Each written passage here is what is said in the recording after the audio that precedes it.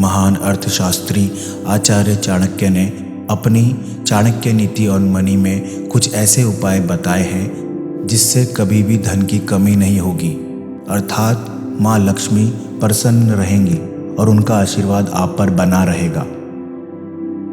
धन संपत्ति जीवन का एक महत्वपूर्ण हिस्सा है।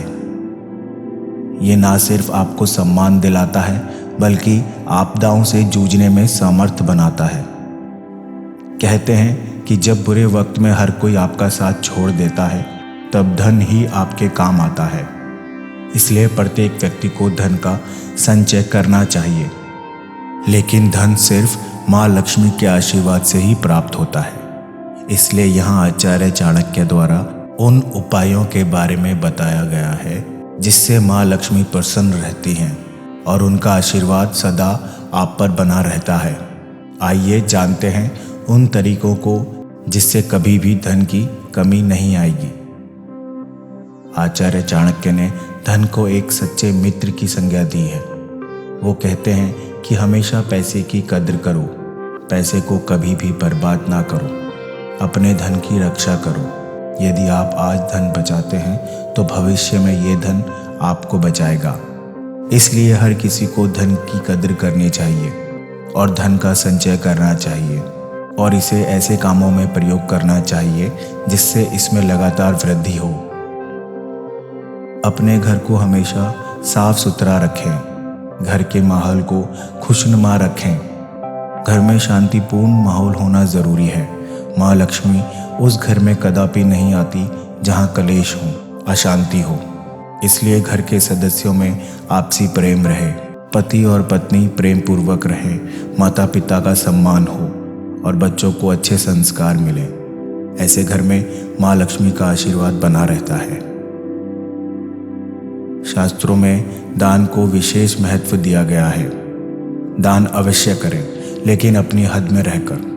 दिखावे में आकर अपनी हद से ज़्यादा दानवीर ना बने। जिस प्रकार अति घमंड की वजह से रावण मारा गया और अत्यंत दानवीरता की वजह से बाली को बहुत कष्ट हुआ, इसलिए दान हमेशा अपनी सीमा में रहकर और ज़रूरतमंद को ही करें।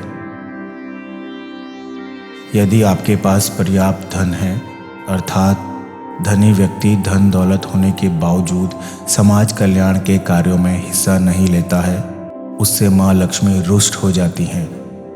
कहा भी जाता है, जो देता है उसे एक दिन वही चीज़ कई गुना प्राप्त होती है।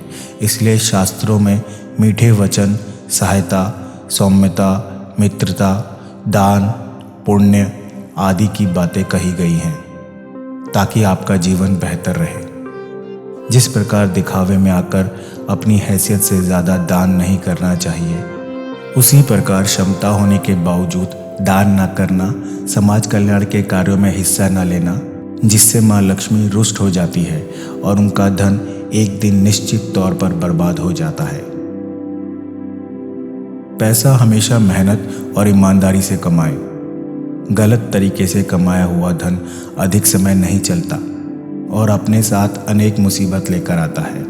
बुरे कर्म द्वारा कमाया धन आपको बर्बाद कर सकता है।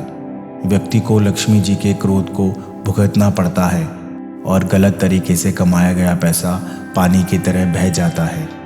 ईमानदारी और मेहनत से कमाया धन हमेशा व्यक्ति को काम आता है और सुख देने वाला होता है।